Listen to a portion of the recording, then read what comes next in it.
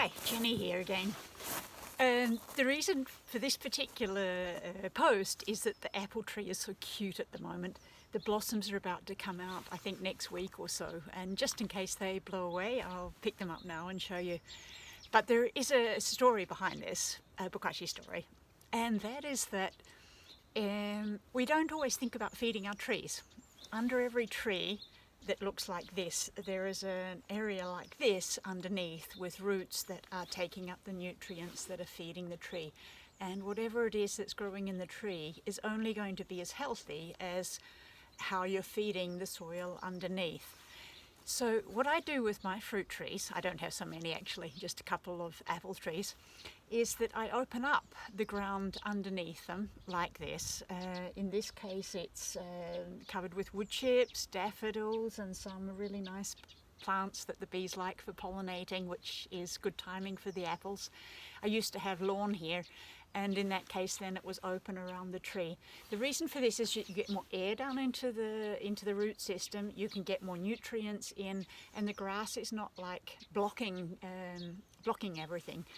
So it's a good win-win situation. When you're making a garden like this under a tree, it's a really good chance to dig in some bokashi. In that case I layer it because you don't want to dig down and mess up the roots. So layer it up really fine and cover it over with other materials until you get a good surface area that you can plant something nice in like this. You can also pull out the good old bokashi liquid that we've been talking about and give your tree a dose of that anytime in the spring or in the summer, basically when the fruit is growing. Stop doing that later in the autumn. And as always, it's 1 deciliter of the bokashi liquid to 10 deciliter.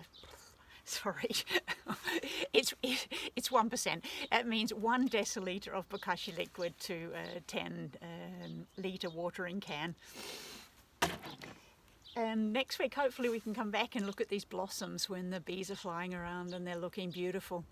But also have a think about the planting under the tree and try to get the timing right for the blossoms.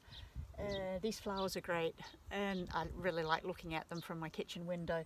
I also have some oregano here, wild oregano, but the timing is not quite right for the apple blossoms, but it's still good to have in the garden, and the bees are always good to welcome into your home.